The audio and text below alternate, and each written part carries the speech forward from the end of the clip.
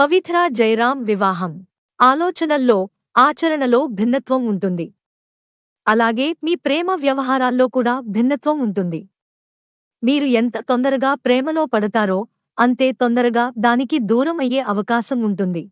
మీ ప్రేమ విషయంలో ఎదుటివారిని సరిగా అర్థం చేసుకోలేకపోవటం, ఎప్పుడూ వారిలో తప్పులను ఎత్తి చూపటం, దేన్ని కూడా సీరియస్గా తీసుకోకపోవటం వలన మిమ్మల్ని ప్రేమించిన వ్యక్తి మీకు దూరం అయ్యే అవకాశం ఉంటుంది.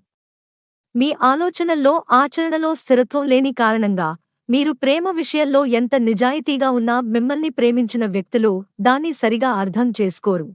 మీకు ప్రేమ వివాహం కన్నా పెద్దలు కుదిర్చిన వివాహం అనుకూలిస్తుంది. మీరు చాలా తెలివి కలవారు మరియు మీ భర్త ఎప్పుడు మీతోనే ఉండాలని కోరుకుంటారు. అలాగే పెళ్లయ్యాక గృహిణిగా ఉండటం కాకుండా ఏదో ఒక ఉద్యోగం లేదా వ్యాపారం చేయాలని కోరుకుంటారు. పెళ్లి మీ స్వేచ్ఛకు భంగం కలిగించకూడదు అనుకుంటారు. మీ భర్త మీకు ఒక గైడ్లా ఉండాలి అనుకుంటారు. అదే సమయంలో ఆయన కుటుంబ సభ్యులు కాని మీపై ఆంక్షలు పెట్టకూడదని కోరుకుంటారు. అలాగే కొన్నిసార్లు మీ భర్తను నిర్లక్ష్యం చేయటం వలన మీ కుటుంబంలో సమస్యలు వచ్చే అవకాశం ఉన్నది. ఒకవేళ మీరు మీ ఇష్టానికి వ్యతిరేకంగా ఉద్యోగాన్ని పెళ్లయ్యాక వదిలేయాల్సి వస్తే ఇంకా మళ్లీ ఉద్యోగం చేయాలన్న ఆలోచన చేయరు. మీ ఇంటిని పరిసరాలను శుభ్రంగా ఉంచుకుంటారు. మీరు ఎక్కువగా ప్రయాణాలు, మార్పులు అంటే ఇష్టపడతారు. పవిత్ర జయరాం మనస్తత్వం మీరు ఏ విషయాన్ని అయినా చాలా వేగంగా నేర్చుకుంటారు. మీకుండే వేగం, ఆలోచించే స్వభావం మిగతా వారికి ఉండదు. ఏ విషయాన్నైనా చాలా తొందరగా గ్రహిస్తారు. మీరు సంగీతం, సాహిత్యం లాంటి లలిత కళలను ఇష్టపడతారు. అయితే మీకు బిడియం ఎక్కువగా ఉండటం వలన నలుగురిలో కలవటానికి అంతగా ఇష్టపడరు. మీరు ఎక్కడికి వెళ్ళినా ఎవరో ఒకరు తోడు ఉండాల్సిందే. ఎవరైనా మీ వెనక ఉన్నారనే ధైర్యం ఉంటే ఎంతకైనా తెగిస్తారు. అలా ఎవరూ మీకు అండగా లేరని తెలిస్తే అసలు గొడవలకు దిగరు. మీకు ఆందోళన అధికంగా ఉంటుంది. మీకు ప్రతి చిన్న విషయంలో ఆతృత, తొందరపాటు ఎక్కువగా ఉంటుంది. మీకు ఎవరైనా ఏదైనా పని కాని, బాధ్యత కాని అప్పగిస్తే మిగతా వారికంటే తొందరగా ఆ పనిని, బాధ్యతను పూర్తి చేస్తారు. అంతేకాకుండా చాలా విషయాల్లో మీకు మంచి పరిజ్ఞానం ఉంటుంది. మీకు ఉండే ప్రధాన వ్యతిరేక అంశం ఏమిటంటే స్థిరత్వం లేకపోవటం. మీరు ఒకేసారి ఎక్కువ పనులు చేద్దామనుకుంటారు. మీరు చేయాలని అనుకున్న వాటిని ప్రారంభిస్తారు కానీ ఒక్కదానిని కూడా పూర్తి చేయరు. మీరు ఇతరులకు బాగా సలహాలు ఇవ్వగలుగుతారు కానీ అది మీ వరకు వచ్చేసరికి ఏ నిర్ణయం తీసుకోవటానికైనా తటపటాయిస్తారు. మీకు కోరికలు, లక్ష్యాలు అధికంగా ఉంటాయి.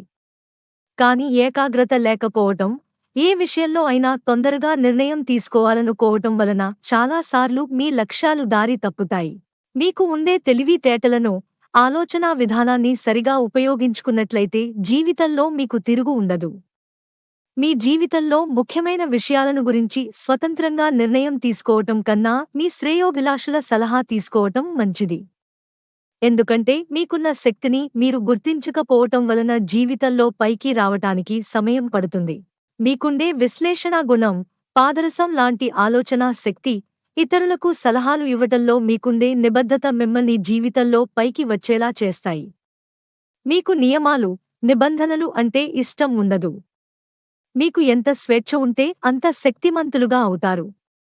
మీలో హాస్య గుణం కూడా అధికంగా ఉంటుంది. మీకుండే చతురత వలన ఎదుటివారి బాధను పోగొట్టడంలో మీకు మీరే సాటి అనిపించుకుంటారు. వయస్సు పెరిగే కొద్దీ మీ జీవితంలో చాలా మార్పులు చోటు చేసుకుంటాయి. మీలో కొంతమందికి మీ తండ్రిగారితో అభిప్రాయ భేదాలుంటాయి. స్నేహితులు ఎంత త్వరగా అవుతారో విడిపోవటం కూడా అంతే త్వరగా ఉంటుంది. మీరు ఒక పని చేసేటప్పుడు పనిమీద కంటే ఫలితం మీద దృష్టి ఎక్కువ పెడతారు.